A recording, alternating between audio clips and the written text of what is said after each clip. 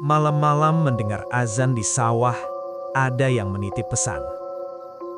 Kejadian ini aku alami sendiri, dan sampai sekarang masih membuatku berhenti sejenak setiap kali mendengar azan di malam hari. Malam itu aku pulang dari rumah saudara di desa sebelah. Waktu sudah lewat pukul 11 malam.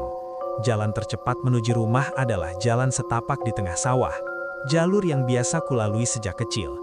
Di siang hari tempat itu biasa saja, tapi malam hari hanya ada suara serangga, angin yang menggerakkan padi, dan kegelapan yang terasa terlalu luas.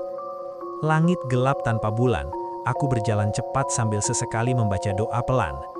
Saat itulah aku mendengarnya. Azan. Suara azan berkumandang jelas, merdu, dan sangat dekat. Datangnya bukan dari arah desa, bukan pula dari masjid manapun. Suara itu seperti muncul dari tengah sawah. Langkah kakiku terhenti. Aku menoleh ke kanan dan kiri. Sawah terbentang luas. Tak ada bangunan, tak ada rumah, apalagi musola. Dan yang membuatku semakin merinding, waktunya bukan waktu sholat. Suara azan itu terus berkumandang, pelan tapi penuh wibawa. Angin mendadak berhenti. Jangkrik yang sejak tadi bersuara tiba-tiba diam bersamaan, seolah alam ikut mendengarkan. Hatiku berdebar keras. Aku ingin lari, tapi kakiku terasa berat. Entah kenapa suara itu tidak menakutkan, justru membuat dadaku terasa sesak, seperti ada perasaan bersalah yang ditekan dari dalam. Ketika azan selesai, suasana kembali hening. Aku menarik nafas lega, mengira semuanya sudah berakhir, tapi belum. Dari arah yang sama, terdengar suara lain, bukan azan, melainkan suara pelan, dalam, dan sangat tenang.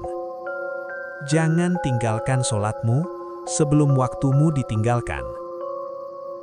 Aku gemetar. Suara itu jelas, bukan seperti bisikan angin, dan yang lebih membuatku takut, suara itu menyebut namaku. Aku spontan mengucap istighfar dan membaca ayat kursi sekuat yang kubisa.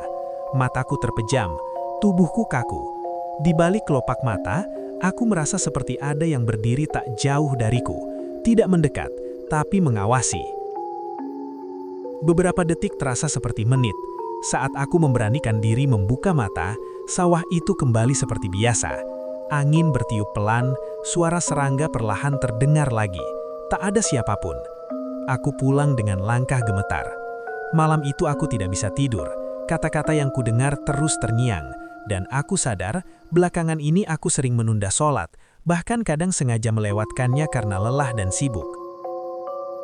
Keesokan harinya, aku menceritakan kejadian itu pada seorang ustadz di kampung. Wajahnya berubah serius. Tidak semua azan itu panggilan untuk sholat, katanya pelan. Ada yang menjadi pengingat, dan tidak semua pengingat datang dari manusia. Sejak malam itu aku berusaha menjaga sholat tepat waktu. Anehnya hidupku terasa lebih tenang, bukan tanpa masalah, tapi hatiku lebih siap menghadapinya. Namun ada satu hal yang tak pernah kulupakan. Beberapa minggu kemudian seorang warga desa ditemukan meninggal di sawah yang sama, sendirian, tanpa sempat menunaikan sholat Isya. Sejak itu tak ada lagi yang berani melewati sawah itu larut malam. Dan setiap kali aku mendengar azan, dimanapun aku berada, aku selalu berhenti sejenak. Karena aku tahu, malam itu, di tengah sawah, bukan hanya aku yang mendengar panggilan itu.